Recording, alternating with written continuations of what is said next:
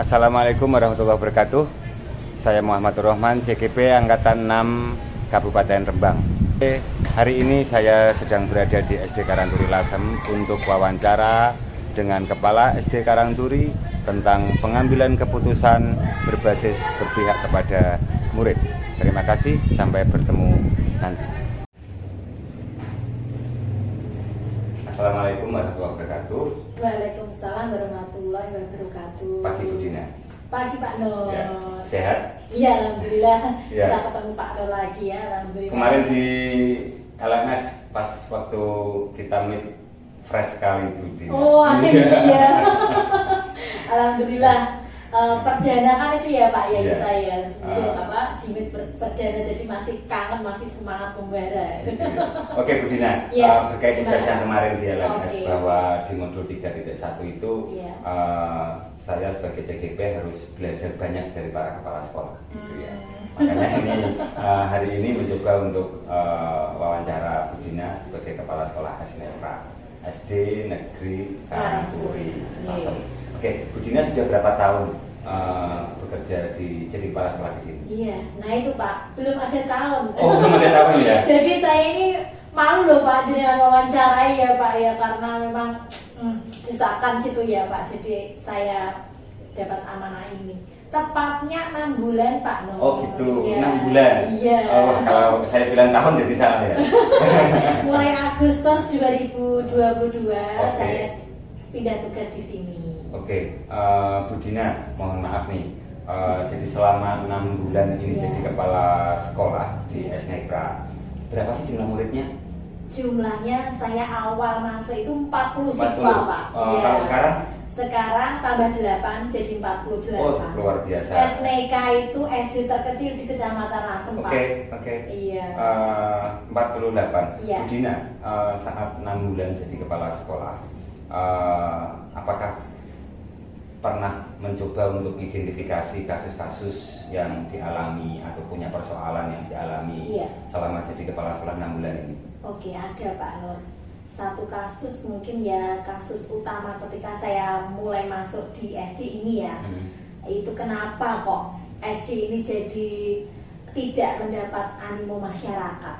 Nah, Oke. itu kan juga dilema kalau menurut saya gitu. ya. Berarti ada dilema. Iya, di satu sisi itu SD ini kan tempatnya di tengah kota, Oke. strategis.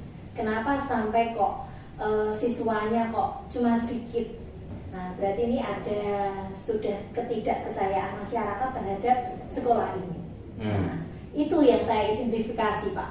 Kalau melihat itu, Iya. menyebutnya berarti dilema. Bu Dina menyebutnya dilema ya? Iya. Dilema itu berarti kan ada benar dan benar. Benar, Artinya iya. kalau dua benar Nah. dan benar itu bagaimana pengambilan keputusan Oke. yang dilakukan oleh Jadi Bu Dina? begini Pak, di SD yang kecil ini, saya ingin membuat SD ini maju, menjadi besar. Oke. Nah, ini sudah masuk dilema saya Pak.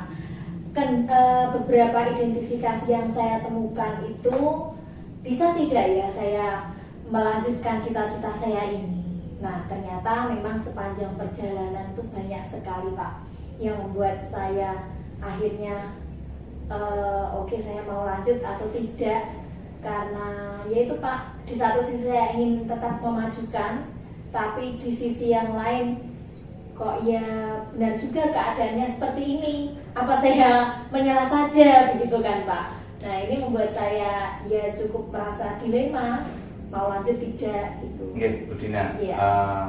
langkah-langkah Oke. atau tindakan yang sudah dilakukan oleh Bu Dina dalam mengantisipasi dilema etika itu seperti Iya. apa? Yang pertama itu tadi saya setelah identifikasi kan ya Pak, saya temukan beberapa fakta-fakta atau data. Lalu saya mencoba komunikasi Pak Nur, saya musyawarah ini ya dengan rekan-rekan guru. Oke. Ya, oke. Saya buat kesepakatan, kami buat komitmen kalau memang ingin maju silakan kita sama-sama, atau kalau Anda mau seperti ini saja SD-nya. Nah, awal-awal mereka oke Bu, kita mau berubah, kita mau maju, kita mau memperbaiki keadaan yang sebelumnya. Tapi ternyata Nah, ini Pak yang membuat saya dilema. Perubahan-perubahan sikap, perubahan-perubahan cara kinerja dari guru-guru di sini ternyata itu yang sebenarnya membuat kendala di keputusan yang saya ambil. Begitu Pak Nyo. Langkah efektif yang sudah dilakukan? Iya, yang pertama itu saya itu sering memberikan sosialisasi, terutama peningkatan kualitas pembelajaran yang saya amati ya Pak. Kebetulan saya menjadi calon guru penggerak, jadi setiap materi-materi itu saya berikan kepada guru-guru. Saya beri motivasi, stimulus, saya buka cakrawala mereka loh Pak. Seperti ini, pembelajaran yang berpihak pada siswa seperti ini loh Mbak, Mas. Ayo kita ubah paradigma pendidikan yang jenengan ajarkan cara-cara konvensional selama ini. Ayo kita berubah. Itu yang pertama saya berikan Pak. Yang kedua, lalu saya mengamati, saya observasi, sudah tidak, belum tidak yang saya berikan itu dilaksanakan. Nah setelah ini, nah itu Pak terjadi Pak. Ternyata juga ada yang sudah mau menjalankan dan banyak yang belum menjalankan. Oh, oke. Iya. Langkah yang dilakukan Bu Dina, iya. Apakah mencoba melakukan pembinaan atau punya jadwal untuk bagaimana keputusan Bu Dina bisa lebih efektif begitu? Oh, kalau itu menyangkut kesalahannya itu ada di rata-rata guru Pak, saya lakukan pembinaan umum. Oh, gitu. Semuanya. Tapi kalau memang kesalahannya itu kok satu, ya saya panggil personal, saya berikan pembinaan satu orang itu Pak. Iya. Apakah adakah orang atau hal-hal yang bisa mempermudah atau membantu Bu Dina dalam pengambilan keputusan itu untuk mencapai target yang diinginkan oleh Bu Dina? Iya Pak. Jadi selama saya berjalan ini tentunya juga saya kepala sekolah yang baru ya Pak. Saya butuh masukan-masukan, saya butuh bimbingan. Orang yang paling saya ajak curhat ketika saya menemui kendala itu yang pertama itu ibu pengawas Pak. Oh gitu. Iya, Ibu Sri Kadarwati. Bu Sri Kadarwati. Iya. Bagaimana beliau kan lebih memahami kebijakan atau langkah-langkah yang selama ini senior-senior lakukan gitu ya Pak ya. Itu yang pertama. Yang kedua, alhamdulillah juga saya punya guru Pak. Satu guru ini yang senior di sekolah.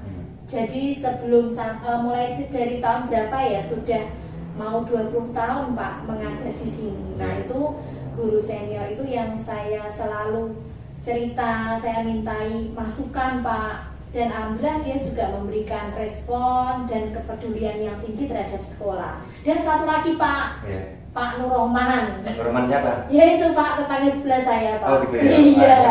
Itu selalu seperti penasehat di sekolah saya Pak. Gitu ya? Iya. Tanpa saya mintai nasihat, kadang memberikan masukan, kontribusi yang luar biasa seperti itu Pak. Oke, Bu Dina. Dalam melakukan seperti itu semuanya yang sudah luar biasa itu, prinsip apa sih yang Bu Dina pegang ketika Bu Dina berhadapan dengan pilihan-pilihan yang penuh tantangan dan dilema tersebut? Jadi sebelum saya kenal materi yang ini ya Pak, di modul 3.1, saya pun sudah melakukan pengambilan keputusan selalu berprinsip 3 hal Pak. Yang pertama itu mengutamakan kepentingan orang banyak. Kalaupun di kelas berarti kan siswa ya Pak ya, berpihak pada murid. Iya. Ini yang pertama. Yang kedua itu nilai-nilai kebajikan. Nah, karakter-karakter, nilai-nilai kebaikan yang sudah kita tanamkan ke siswa jangan sampai Pak, karena 1-2 hal kita lenyapkan untuk tujuan tertentu. Ini saya pegang, iya Pak. Lalu yang ketiga, keputusan yang saya ambil harus bertanggung jawab.